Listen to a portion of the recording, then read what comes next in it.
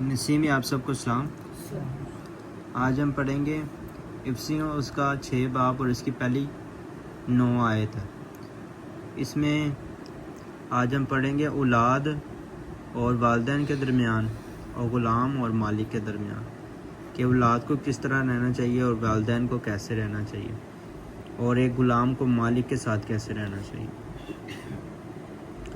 اے فرزندو، خداوند میں اپنے ماں باپ کے فرما بردار رہو کیونکہ یہ واجب ہے۔ اے خدا کہہ رہے اپنے بچیاں نو کہہ رہے ہیں، جویں ایک ماں پیو دے جڑے بچے ہوندے انہاں نو کہہ رہے ہیں، اے فرزندو خداوند میں اپنے ماں باپ کے فرما بردار رہو کیونکہ یہ واجب ہے۔ اپنے باپ کی اور اپنے ماں کی عزت کر، یہ پہلا حکم ہے جس کے ساتھ وعدہ بھی ہے، تاکہ تیرا بھلا ہو اور تیری عمر زمین پر دراز ہو۔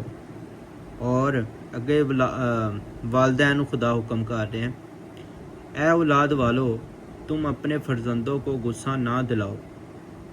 اے اولاد والو تم اپنے فرزندوں کو غصہ نہ دلاؤ، بلکہ خداوند کی طرف سے تربیت اور نصیحت دے دے کر ان کی پرورش کرو۔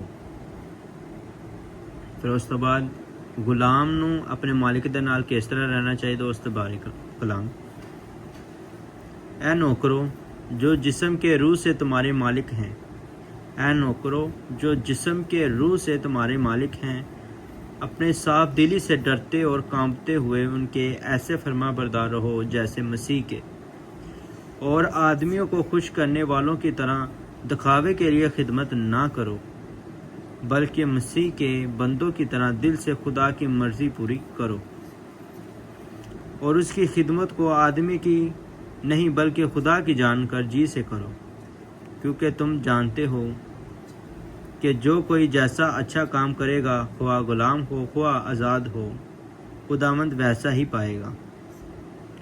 اے مالکو تم بھی دھمکیاں اور چھوڑ کر ان کے ساتھ ایسا ہی سلوک کرو، کیونکہ تم جانتے ہو ان کا اور تمہارا دونوں کا مالک آسمان پر ہے، وہ کسی کا طرفدار نہیں۔